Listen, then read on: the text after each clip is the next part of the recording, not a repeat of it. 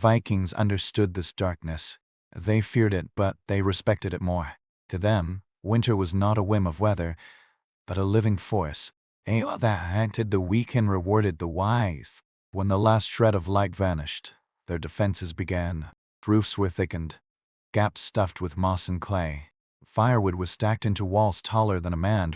Livestock were herded into the longhouse, their warm breath mingling with smoke to create a dense air thick enough to defy death. Every detail was considered, every action born from knowledge hard minus one over centuries of trial. Outside, snow fell in silence, not a gentle, delicate sprinkle, but a relentless settling, layer upon layer, until the earth itself seemed to vanish. The world turned white, then gray, then back to darkness as the sky closed in. The wind scoured the fields like a blade, peeling skin from the crust and hot from men's heart. In that frozen emptiness, sound carried poorly. Even words could freeze upon the tongue. Life indoors contracted inward. The longhouse became the entire universe, a dim, smoky refuge woven from heat, wood, and breath, and mended tools by firelight. Women stirred thick stews of salted meat and dried barley. Children curled beneath furs, whispering stories of gods and giants to banish the silence outside. Every ember was guarded like treasure. For one mistake, an untended fire, an unlatched door couldn't do it all. Yet for all its terror, the darkness had its own beauties. When the winds stilled, stars burned with impossible clarity. Sometimes the sky would shimmer with green and crimson fire, the aurora dancing across the frozen heavens. The Vikings said, "That is the armor of the Valkyrs riding to battle, a reflection of the holy war beyond the world of men." As they watched, fear turned to awe. The same darkness that could kill them was also sacred, proof that even at the edge of creation, the gods had not turned their faces away. To survive the endless night was to understand this warmth was not a gift. It had to be earned, through knowledge, courage, and the will to live one more day in the cold. The long night was not silent. It spoke through the wood, through the wind, through the slow groan of snow shifting on the roof. The walls of the longhouse trembled with every gale that swept down from the mountaintops. Outside, the world was buried. Paths that once led to neighbors and pastures vanished overnight. What was once a village now looked like a scattering of mounds upon an endless white sea. Even the edge of the ocean froze. Waves caught mid-minus crest as if time itself had stopped. Inside, time indeed changed. Day and night became indistinguishable, marked only by the rhythm of the fire. When the flames were high, people worked. When the embers sank low, they slept. The hearth became their clock, their sun, their guide. In the longhouse, the air was thick and din, brown with smoke, gold with firelight, smelling of hay, sweat, and burning resin. The smoke stung the eyes, but no one complained. It meant warmth. It meant life. Families lived closer than they did in summer. One hall could hold 3 generations, the living under the same roof as their livestock. Cattle shifted in their pens, their heat mingling with human breath until the cold was held back by the sheer weight of life. Above, the rafters dripped with condensation from so many lungs breathing together, to sound the low breathing of animals, the half-minus asleep murmurs of people. The hiss of burning wood became the heartbeat of the house. As close living had its rules, unwritten but sacred. Voices were not raised near the hearth. Quarrels were not carried past dusk. Anger wasted energy and invited misfortune. Old women said harsh words could split wood like frost minus cracked stone. So silence became a discipline. They worked in murmurs, moved with care, each person performing small, precise tasks, spinning wool, whittling a handle, mending a net. The slightest mistake, a spilled jug of oil, a wasted scrap of food could cost days of labor and weaken the entire household. Outside, death waited patiently. Wolves prowled the frozen edges of the forest, their eyes glowing in the dark. Sometimes one would venture so close that its paw prints appeared in the morning frost by the wall. Children were taught to watch them without fear. "They are hungry," the mother said, "but they also know we are just as hungry." This was not a world where man and beast were separate, but a shared battlefield against the same ruthless enemy, the cold. When storms grew too fierce, the longhouse shook as if giants fought upon it. Vikings believed this was true. Thor was driving his chariot across the clouds, striking at the frost giants with his hammer. The thunder reminded them the gods were awake. The struggle below mirrored the struggle above. So, in the fear, there was also pride. To endure the storm was to partake in something cosmic, a tiny echo of an eternal battle for life and death. Each morning, if it could still be called morning, someone rose to break the ice in the buckets, coaxing new flame from the sleeping embers. When that frail glow returned, when the first spark caught the dry moss and the smoke rose once more, the family would let out a collective breath. They had survived another sliver of eternity. The deeper the winter, the slower time seemed to flow. Outside, snow no longer fell in flakes but in waves. Thick wind minus driven curtains that erased the world beyond the doorstep.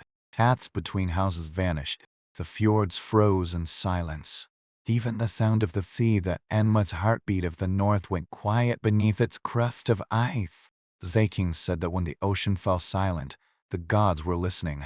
Therefore, every word spoken inside the longhouse carried weight, as if the gods themselves might overhear through the walls. Inside, the people became ritualistic creatures. Every motion, every habit, was charged with meaning. The youngest fetched water from holes chopped in the frozen river, carrying it with a care that spilled not a drop.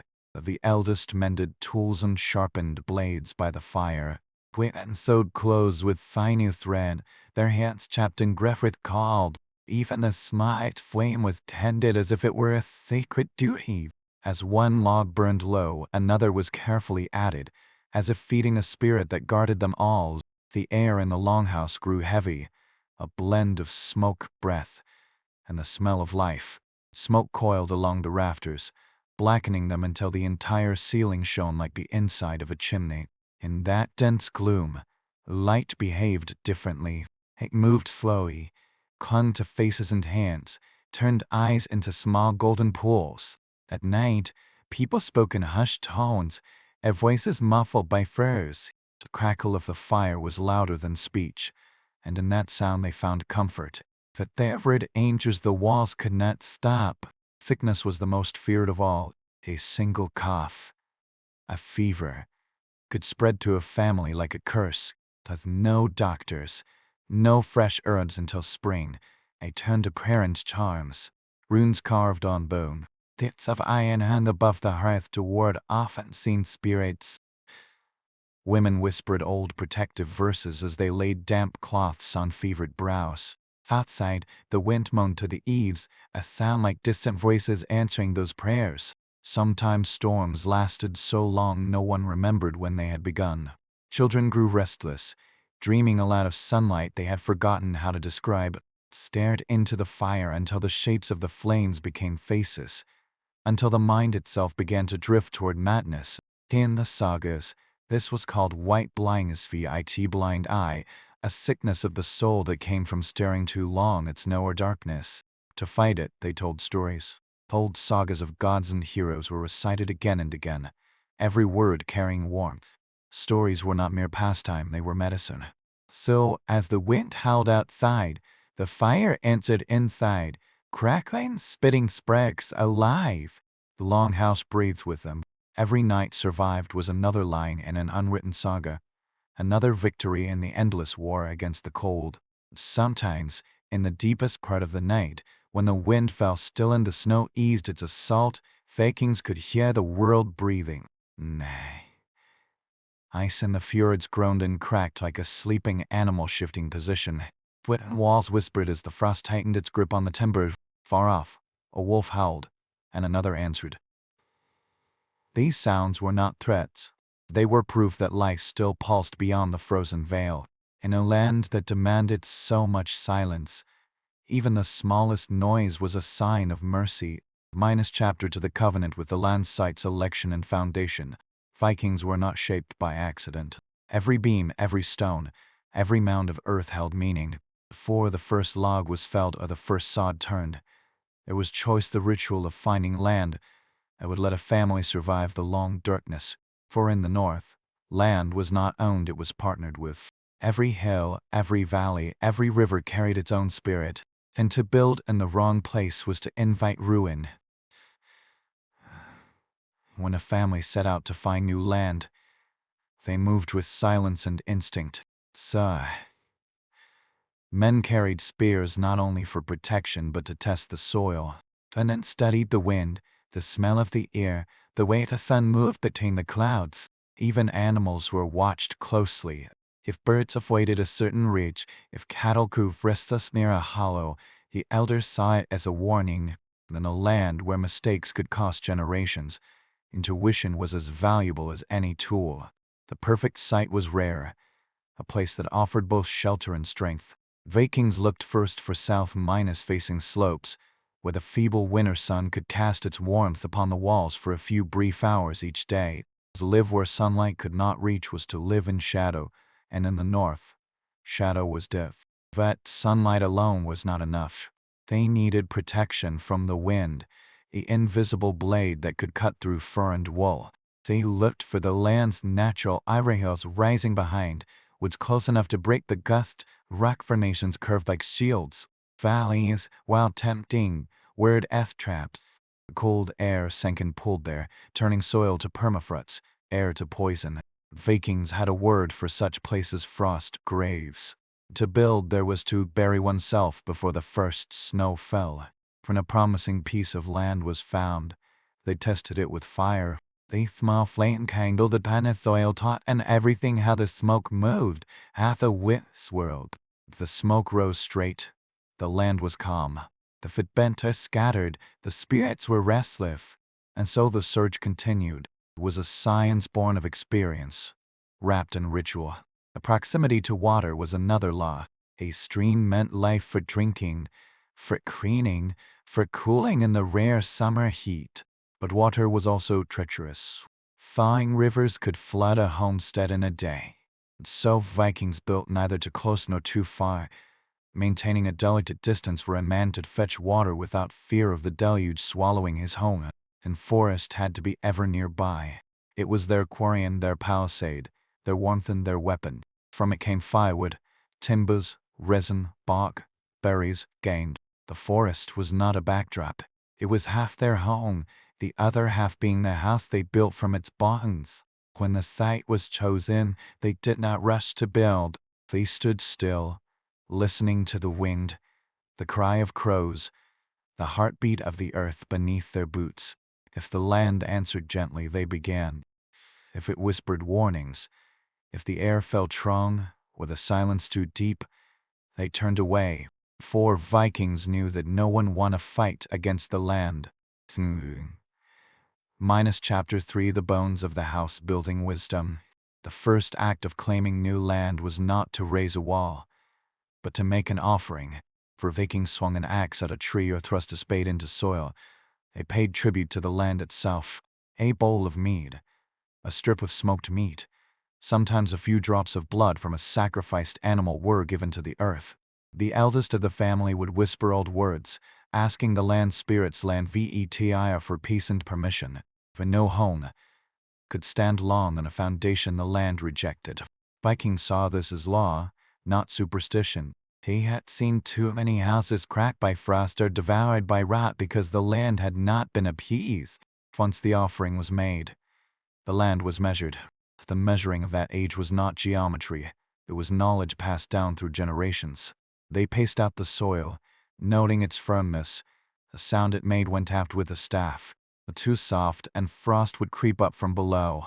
Too hard, and digging post-holes would shatter tools.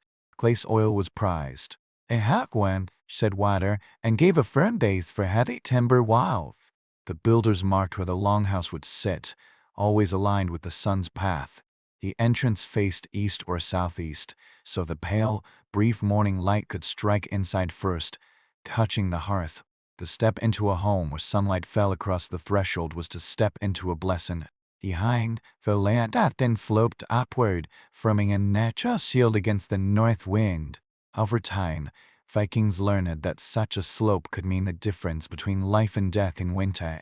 Wind from the north was not mere weather, it was a living force, a blade that cut through layers of fur and looked like a spirit edge. Nearby, they looked for stones, not for walls, but for foundations and for holding heat. Stones could store warmth, and when placed beneath the hearth, they absorbed the fire's energy by day and released it slowly by night. This crude understanding of thermal mass made their homes warmer than many built 1,000 years later. It gathered stones from stream edges, selecting only those that rang clear when struck, a sign they were solid and dry inside. The chosen site began to take shape. Trails were cleared, trees felled, stumps burned. The scent of sap and smoke wove together in the cold air. Each tree was thanked before it fell, for they believed every forest had a memory. The cut without thanks was to invite the tree's spirit home with you, restless and angry, bringing misfortune. So they left small carvings on the stumps, runic marks of farewell, a silent contract between man and timber. As dusk fell, the cleared ground lay ready, a scarred sacred patch of earth. The kings would gather around a small fire, eat quietly, and watch the smoke rise into the icy sky. In the smoke they saw a promise soon. Another roof would stand, another hearth would burn, another family would outlast the cold. The land had accepted them now, it was their turn to prove worthy of it. Building began at dawn. The first log was not lifted, but blessed. It was laid across the ground, sprinkled with ale, and touched by every member of the family. Vikings called it the ridge beam, the symbolic spine of the home to come. It was said that if this beam was true, the rest of the house would follow its strength. For Frande, work unfolded like a richer older than memory. Faxes but enter pine and spruce, the rhythmic thuds echoing across frozen valleys. Each stroke released the sharp scent of resin, the breath of life drawn from the heart of the tree. Sign worked with a calm precision, reading the grain with eye and hand, never striking in haste. Wood was too precious to waste. And then worked nearby, braiding birch minus bark ropes, gathering moss that would later be stuffed between logs for insulation. Even children had tasks, smoothing bark, stacking kindling, fetching water. A house was not built by men alone, it was born from the labor of an entire kinship. Walls rose slowly, Von fitted upon log, each one notched and locked into the next. Ales were scarce and costly to waste, so Ang relied on joinery.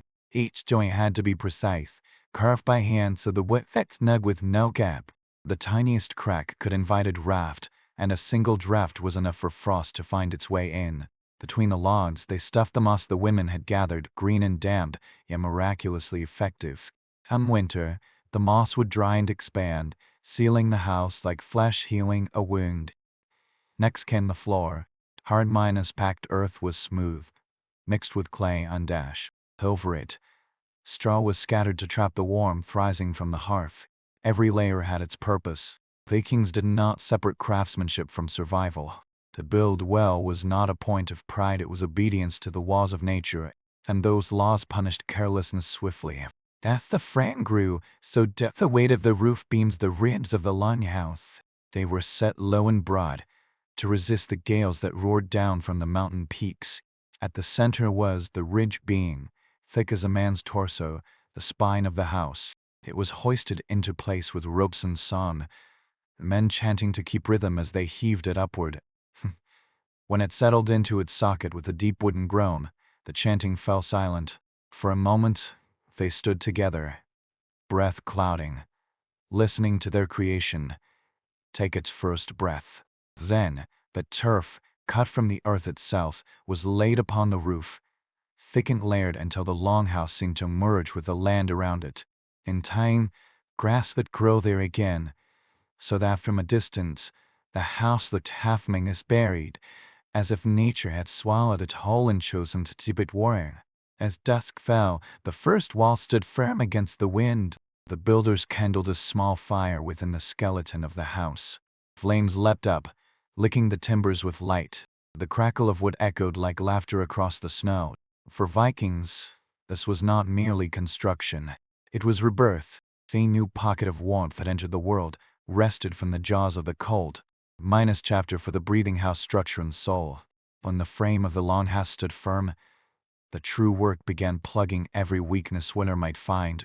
Vikings knew that the smallest flaw, an unseen crack between beams, A tearless gap under a door could become a path for the cold to enter and death to follow. So, for days, the whole family worked in silence, circling the structure like priests around a temple. The house was no longer timber and earth. It was a body. It had to breathe, but it must never bleed. The roof demanded the most attention. It was steep, nearly the angle of a hillside, designed to let heavy snow slide off rather than accumulate and crush. Over the sturdy pine skeleton, they laid white sheets of rich bright, with smooth surface shed water better than any tar. Over that went thick moss and dried grass, packed in layers like bedding for a guide. The final layer was squares of turf, cut from nearby slopes, laid grass minus side down. The result was not just shelter, but armor. When gales roared, the roof hummed but did not yield. Come spring, new grass would grow on top, binding the soil together, turning the roof into a living skin. Inside, the walls were smeared with a mix of clay, ash straw, and dung. The smell was sharp at first, but once dried, it became a solid barrier, hard as stone, smooth as leather. It trapped warmth, blocked damp, and even muffled the howl of the wind. The floor was treated the same way, beaten firm and coated repeatedly until it grew almost as warm as the hearth itself.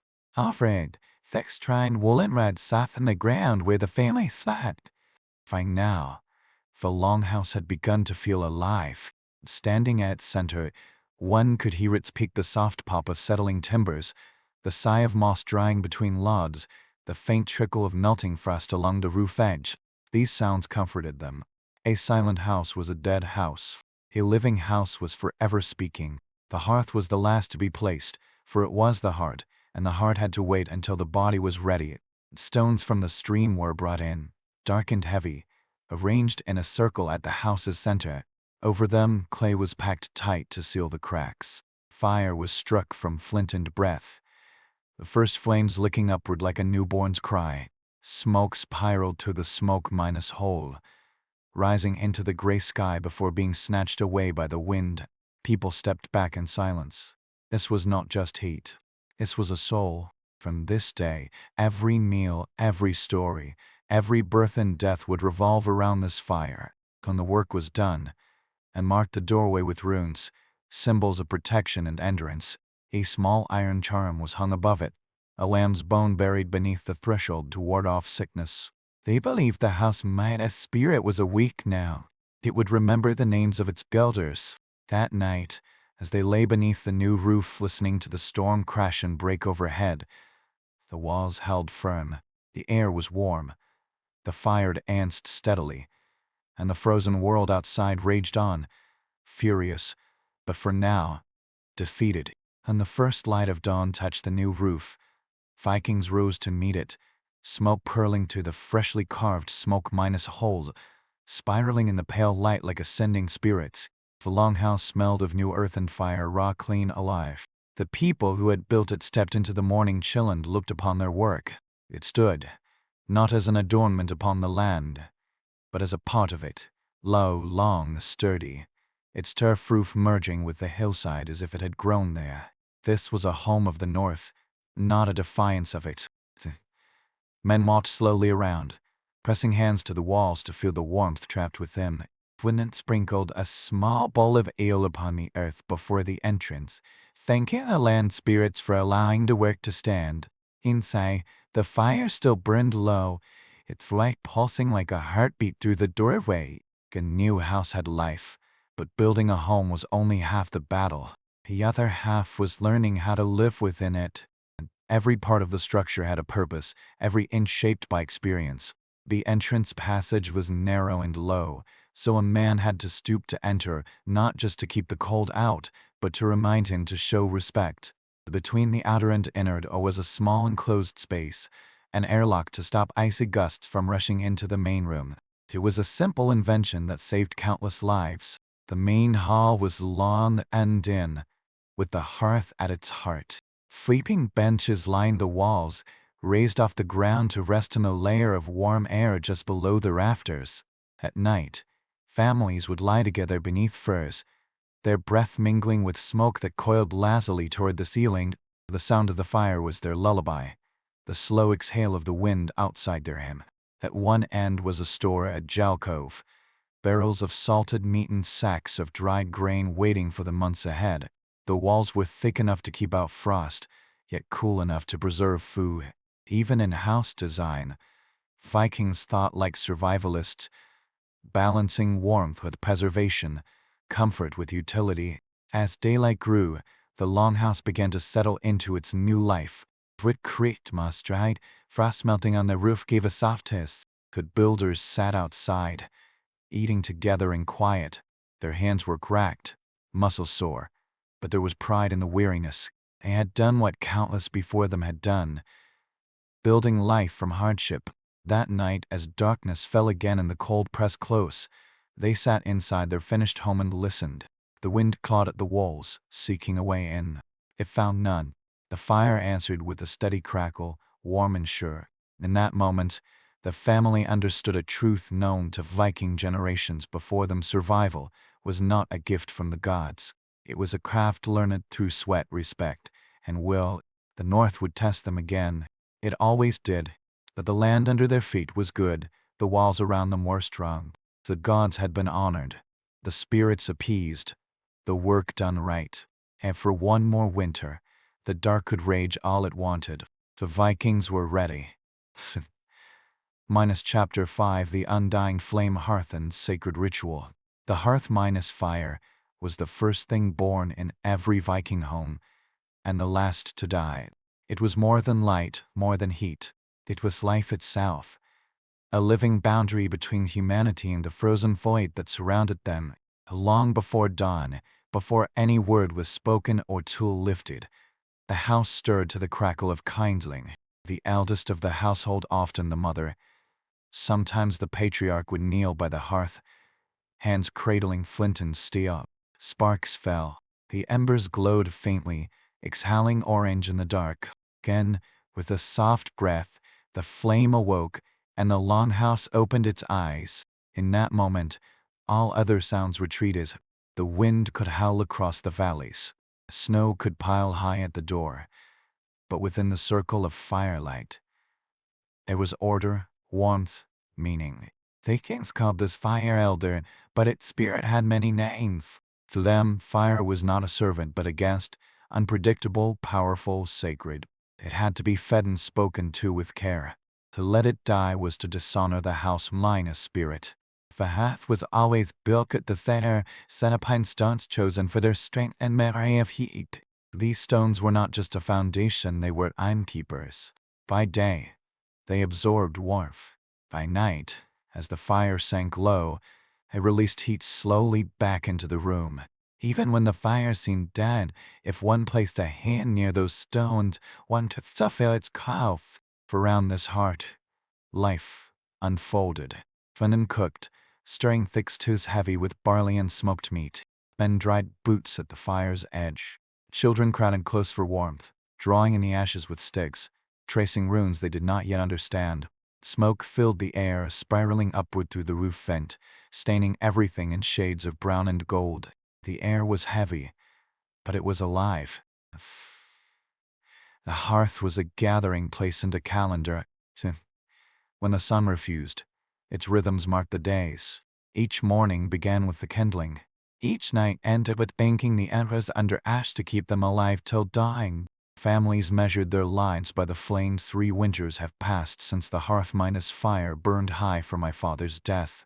Fire was continuity, a thread that ran through generations. And yet fire was never tamed. Every Viking both revered and feared it. The single careless spirit couldn't do everything they had built, turning timber, wool, and hair smart within an hour. That is why women ended it like a child, guarding it from drafts and greed. Too much wood could smother it, too little, and it starved. Keeping a steady flame through an northern winter was an art greater than sword minus forging. And every good household knew that whoever mastered the fire mastered survival itself. Only when the hearth minus fire failed did people truly understand its power. There were winters when the wind howled so long the fire flickered out in the night. Those who woke to cold ashes felt a terror deeper than the dark. Without flame, The air thickened with frost. Breath froze on lips. Fingers grew numb before they could strike flint. Sometimes, before dawn, entire families were found frozen where they slept, out from hunger, not from sickness, but from the silence where flame should have been. That is why Vikings treated their hearth like a living god. Each night before sleep, the mistress of the house would kneel beside it and whisper a blessing. He would bank the embers under ash, sealing away the last breath of heat as carefully as a mother swaddling a child. Then the family stirred again before dawn. Her first motion was to uncover those glowing hearts and coax them back to life. That small ritual, practiced over centuries, was the difference between endurance and extinction. The hearth minus fire also spoke. Its voice was the language of survival. A low hiss meant damp wood. The sharp crack warned of a draft. A roaring blaze meant danger. The wind had found a way in.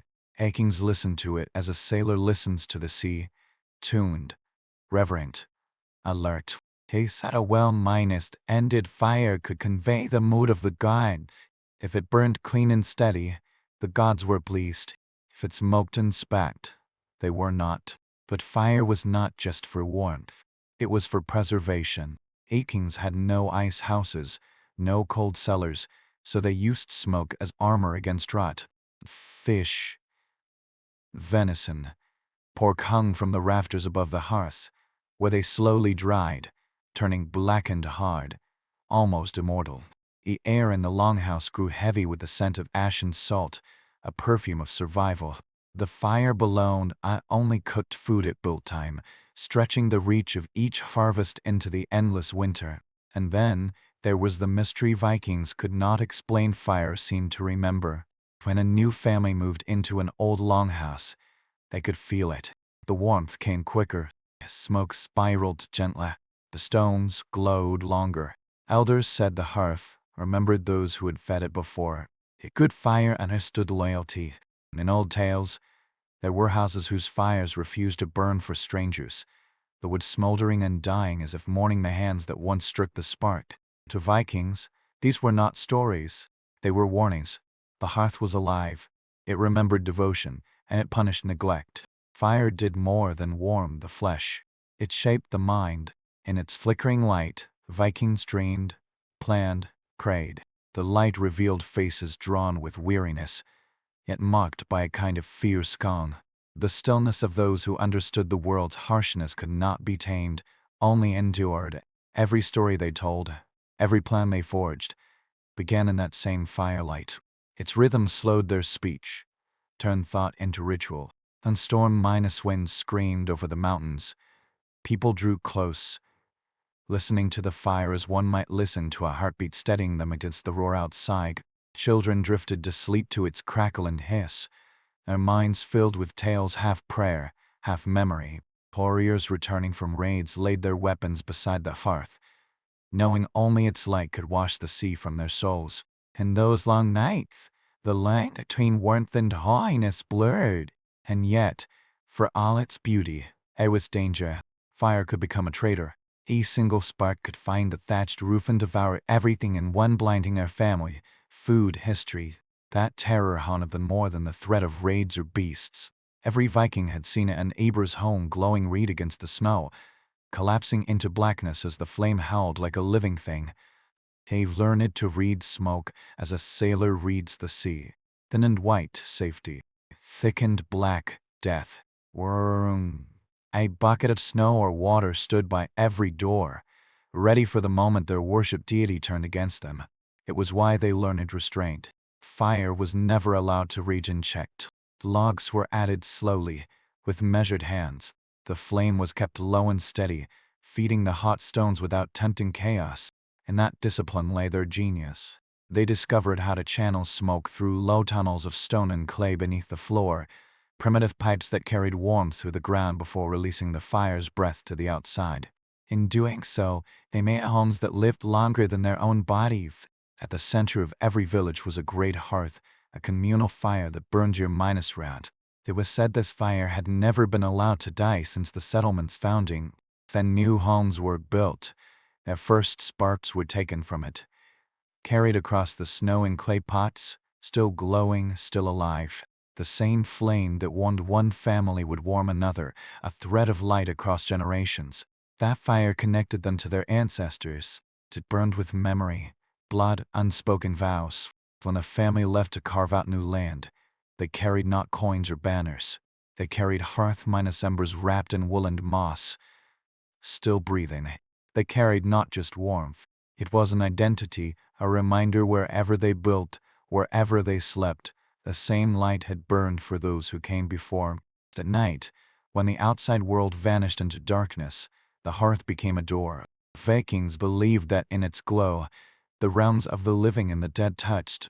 The flicker of the flame was not just heat. It was motion between worlds. He said ancestors gathered there, unseen, found, their patterns felt in the shadows trailing on the wall. To sit by the hearth minus fire was to sit with the past. Elders would then speak softly, their voices half whisper, half incantation. They told how the first fire had been stolen from a giant by a god and given to mankind. Flame was a gift, too sacred to own, only borrow. Children listened wide minus sighed, faces painted with gold and dark. They learned that to mistreat fire to spit upon it, to waste its fuel was to offend the gods who had entrusted it. Fire was a covenant. Break it, and the cold would return tenfold. But sometimes they swore oaths before the fire. A warrior might kneel before it, palm held over the heat, and speak his vow aloud. The warmth, licking his skin, was the witness. To lie in that moment was to invite ruin. They believed fire could hear truth as a man hears a voice. When a new life entered the world, it was held close to the hearth so its first breath mingled with smoke, welcome from the ancestors, and a promise of protection. Even death circled back to fire. The funeral pyre was both grave and resurrection, a final act of warmth for a cooling body. Burning a warrior's remains was a return to the element that had sustained him all his life. Vikings said the smoke of the funeral fire carried the soul to Valhalla, just as the smoke of a hearth carried prayers to the gods. Fire, large or small, always pointed upward. A ladder made of light. A fire could also reveal the unseen. At night, when the wind was still and the snow glowed blue under the moon, they said you could read omens in the flames. If it burned low and red, famine approached. If it burned white and high, good luck was near. The women of the household, keepers of flame and fate, often read these signs in secret. They watched sparks rise, counting how many leapt toward the roof beam. An odd number meant luck, even meant warning. These quiet superstitions guided them like stars guided their men at sea. The hearth was not just a tool, it was a mirror. It showed the household its true face. When fire burned bright and steady, it meant unity. When it faltered and hissed, it reflected discord. To those who understood, the behavior of the flame was a map of the family's soul. And in that fragile light, Vikings saw themselves clearly, small before the storm, yet unbroken, glowing in the dark like an ember that refused to die. When the longhouse slept, fire did not. Its light dimmed to a red pulse beneath the ash, like a breathing creature resting in silence. Outside, frost clanged the walls, the wind keened over the snow, stars burned cold and distant.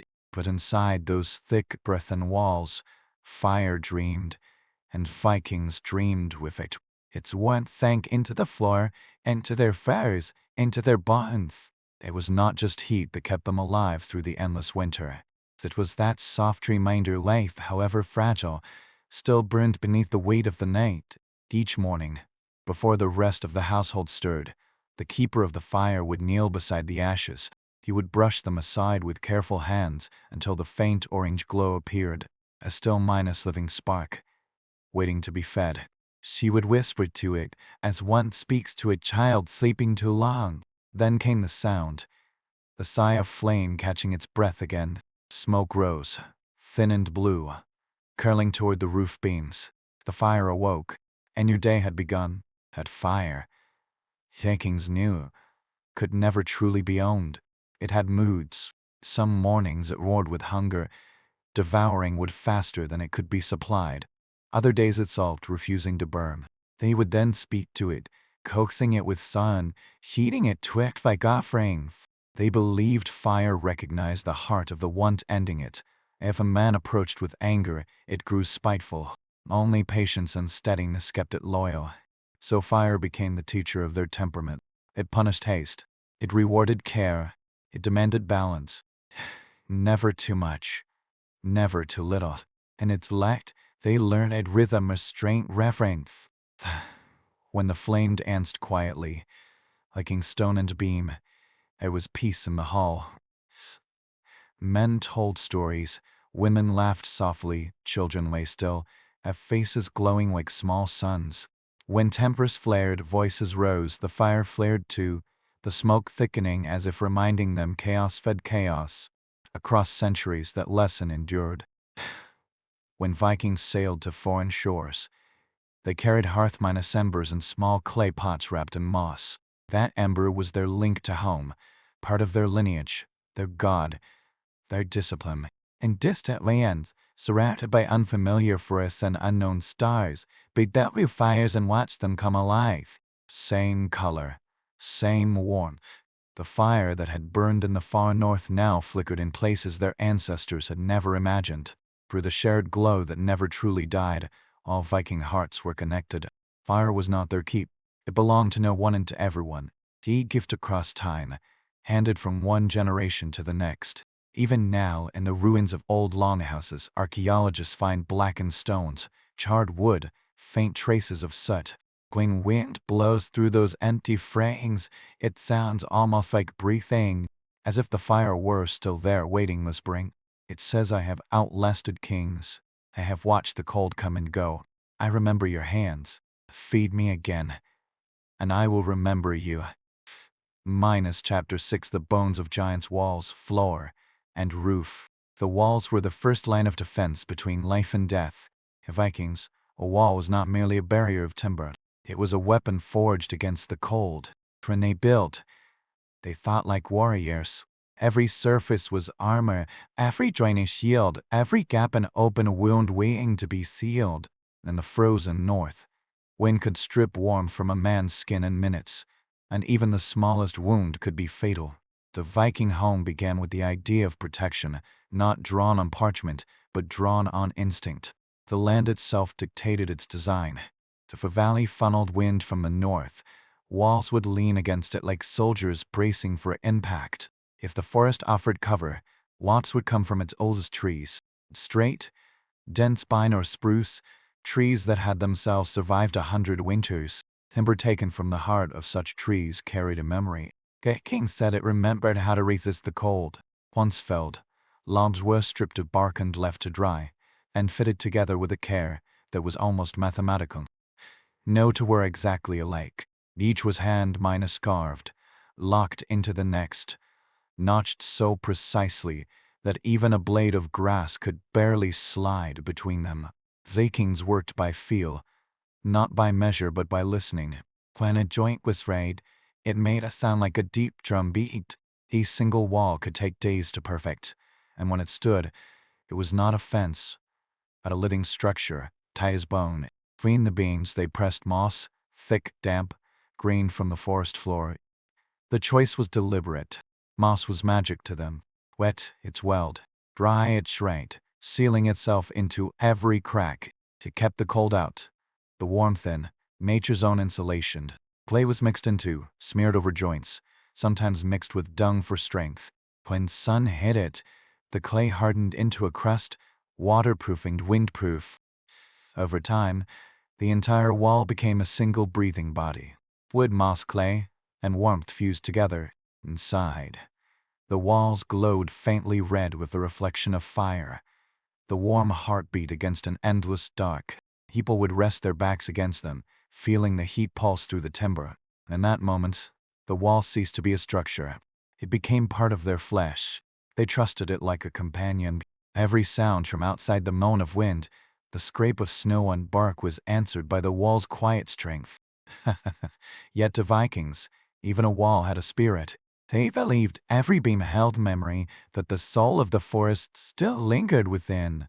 That is why when the first wall was raised, they touched it with their hands and spoke a blessing. Hold strong, they whispered. Keep us through the night. And across centuries those walls obeyed, not through miracle but through mastery. The building of walls was not simple craft. It was a science born of desperation. Every layer, every fiber, every grain of wood had to serve a purpose. A careless wall was slow death. Vikings knew this in their bones. The cold showed no mercy to builders who left unseen gaps. So when they built, they waged an invisible war, not against men, but against the very breath of the north. The thick pine logs that formed the Longhouse's skeleton were selected in late autumn, when the sap had sunk deep into the roots. Trees felled in summer cracked and split. Trees felled in winter stayed solid. Once carved and set, the outer layer of bark was sometimes left intact, a natural shield against wind and drought. Over time, the exposed wood aged to a silver-gray armor, hard as iron, that no frost could penetrate. Between those great beams, every gap was filled by hands. Women packed the moss until their fingers bled, pushing it into cracks with bone knives and wooden paddles. Children followed behind, doping the seams with a mix of wet clay and straw.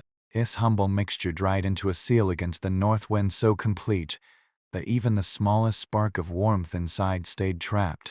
The result was astonishing. A home could remain habitable through storms fierce enough to freeze rivers solid, and they layered. Outside they sometimes smear in a final coat of clay mixed with dung. Unpleasant but effective armor, hardening like stone. This rough plaster set rain, repel rodents, and even held fast against stacking feet.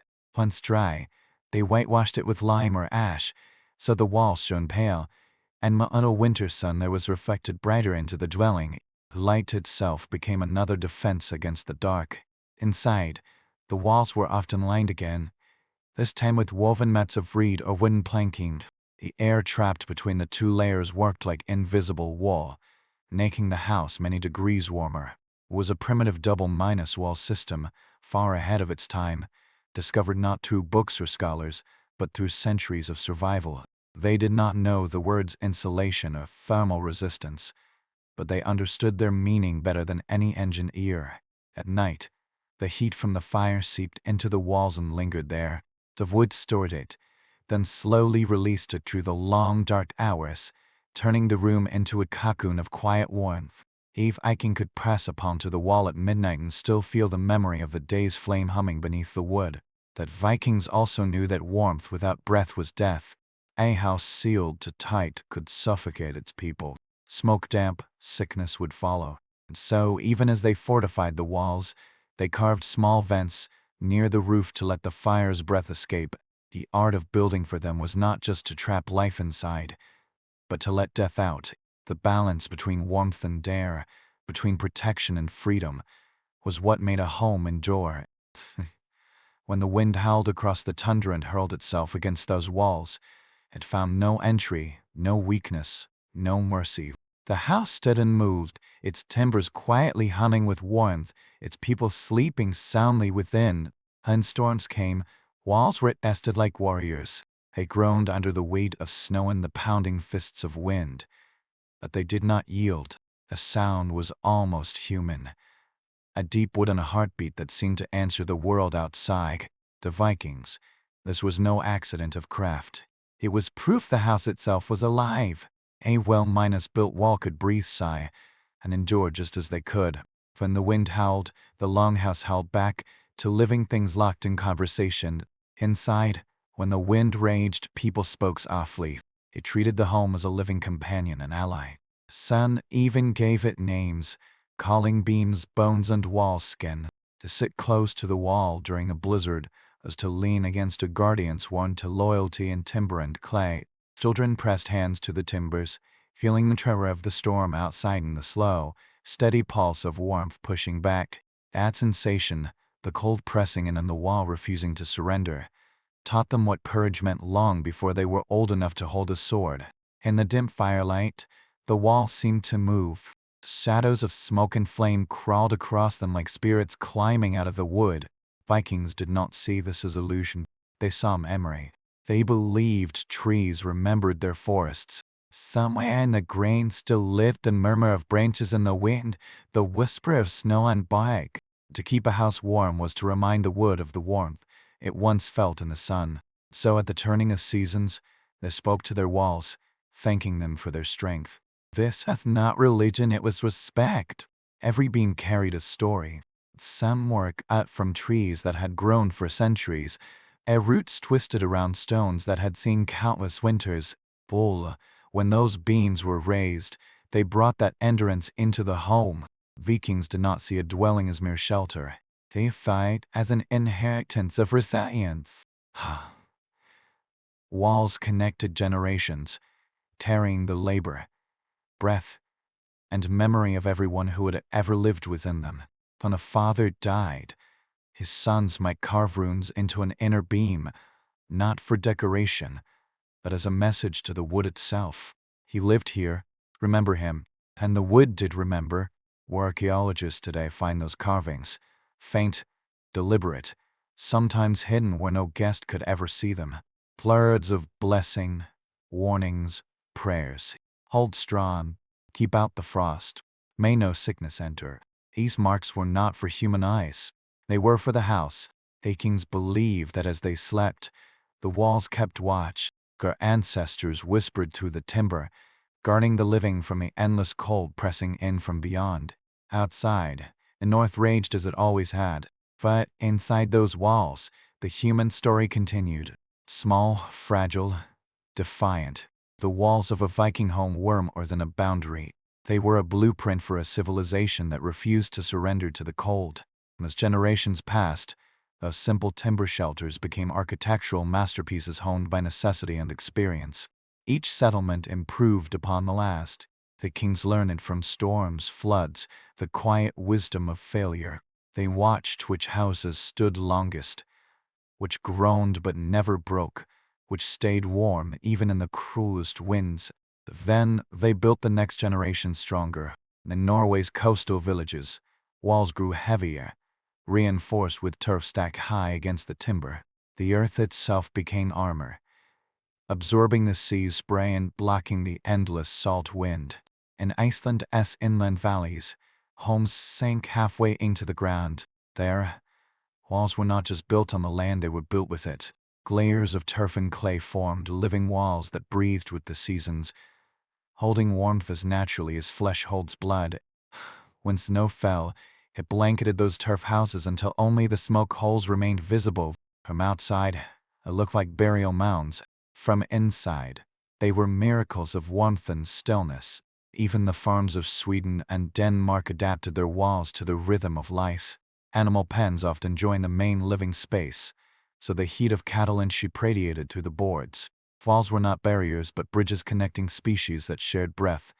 Animals, fire, and family became one ecosystem of survival. Every life inside those walls gave something: souls, labor, milk, endurance. What made Viking walls truly extraordinary was their ability to evolve without precise tools, without nails in plenty, without drawings on parchment. Yet they achieved what modern builders still struggle to master: homes perfectly tuned to their environment. Vikings understood that a wall was not meant to resist nature. It was meant to speak its language. In summer, it expanded and released heat. In winter, it contracted and sealed tight, keeping the fire's breath trapped inside. Every wall, through its creaks and sighs, adjusted itself to the world outside. Their building sites became laboratories of intuition. They observed how frost gathered on one side of a house and melted faster on another.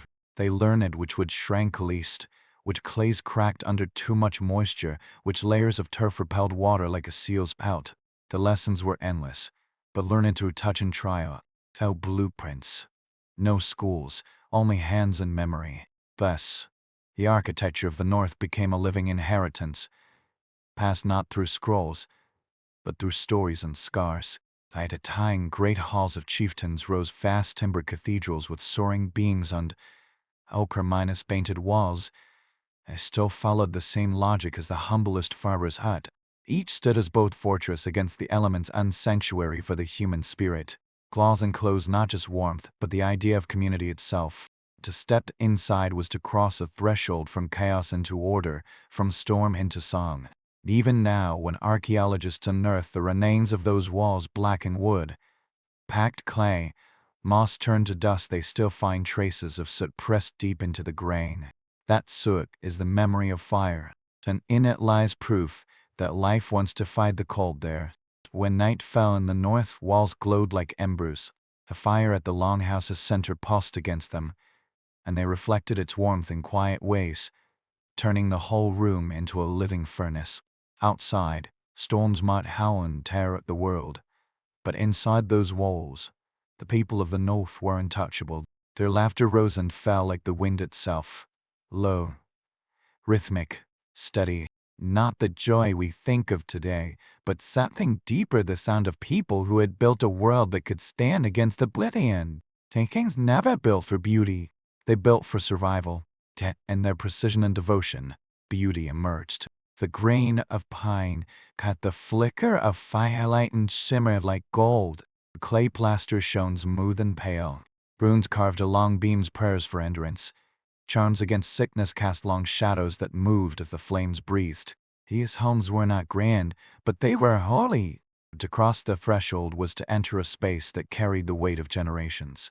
Every sky on those walls told a story. A crack sealed with new moss after a harsh frost. A section darkened by years of smoke. The mark where a child had pressed a small handprint into wet clay. Vikings did not erase those signs. They left them as records, proof of survival. To them, perfection was not newness. It was endurance. The wall that bore the memory of many winters was wiser, stronger, and more trustworthy than one freshly built. As seasons turned, walls became kinder. Spring's warmth loosened the moss. Summer sun dried the clay. Autumn rains darkened the grain again. Every change reminded the people that the world outside still moved even as their home remained steadfast.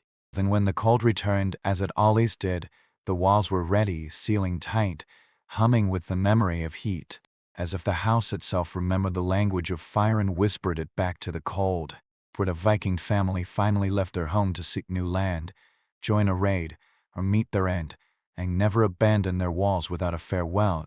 The last fire was left to die slowly, never extinguished by hand.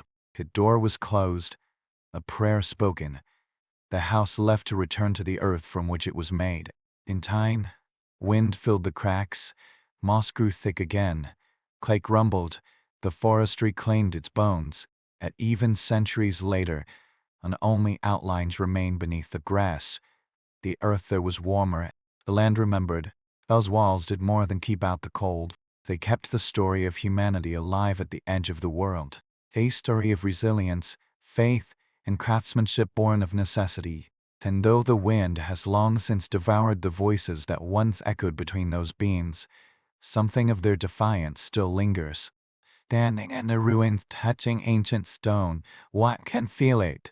The warmth is gone, but the promise remains, because Vikings did not just build houses, they built endurance itself. Say. Minus chapters 7 veins of earth and memory, floor and foundation. Beneath every Viking home lay a silent enemy, the earth itself, frozen, shifting, and alive in ways men could not control. The ground of the north was both foundation and threat. It heaved with frost in winter, melted to mud in spring, and swallowed anything built without wisdom. Vikings learned this early. They watched huts sink, posts twist, floors crack apart as if the land were testing their right to live upon it. To survive here, a man could not simply build on the earth. He had to make peace with it. Before the first wall was raised, the ground was studied like a map of the gods. Elders could read its secrets by the color of the soil, the smell of the air after rain, the way frost melted in the morning light. Land that stayed frozen too long was cursed.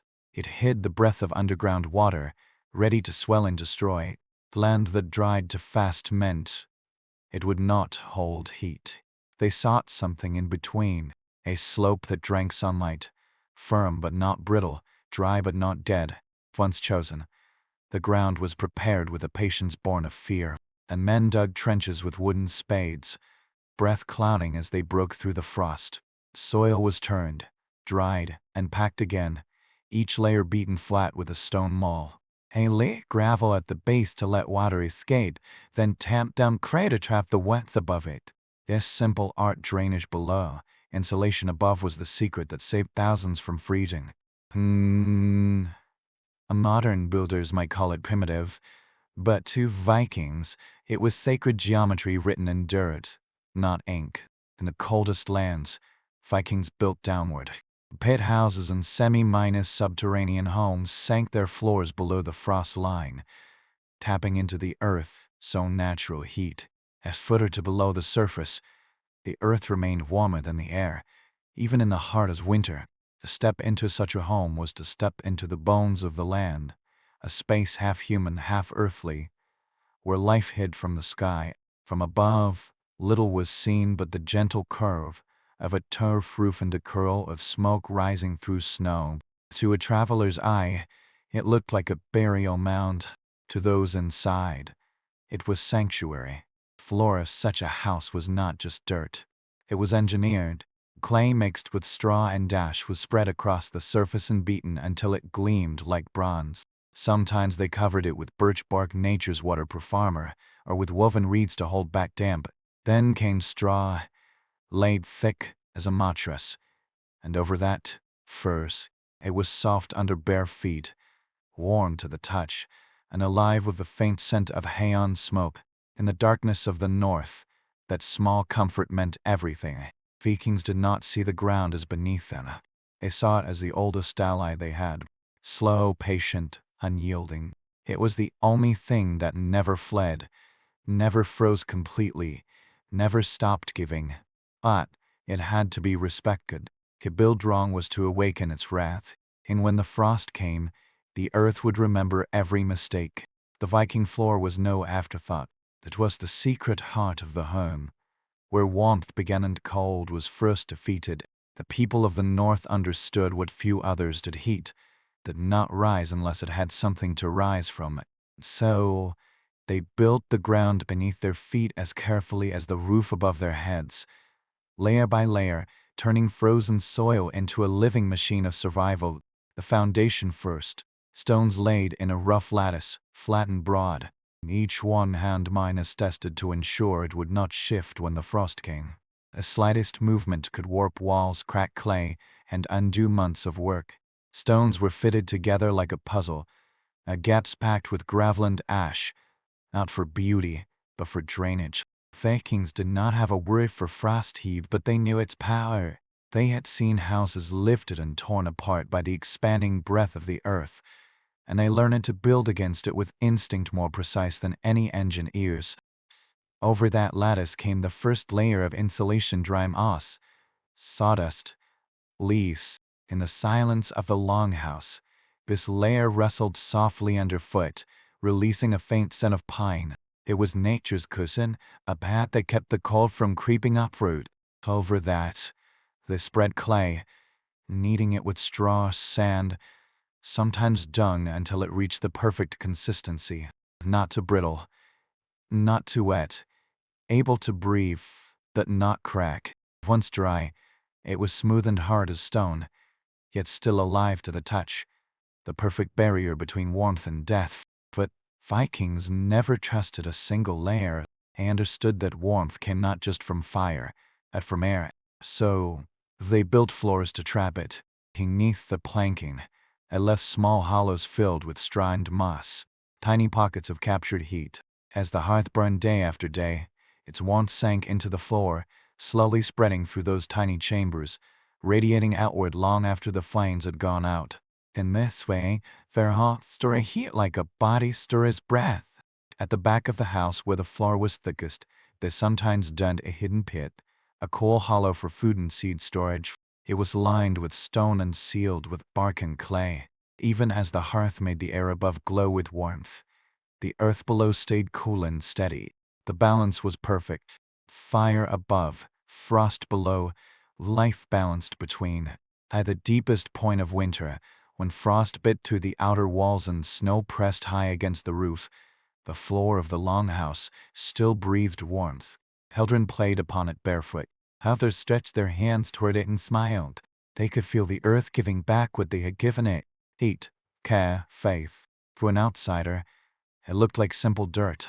To Vikings, it was proof of mastery. It had turned the very cold that threatened to swallow them into a tool, bending it, shaping it, taming it underfoot. The same ground that had once threatened to swallow them now held them safe. Beneath the floor, Vikings built their insurance against hunger and despair. The earth was more than structure. It was storage, shelter, and sanctuary.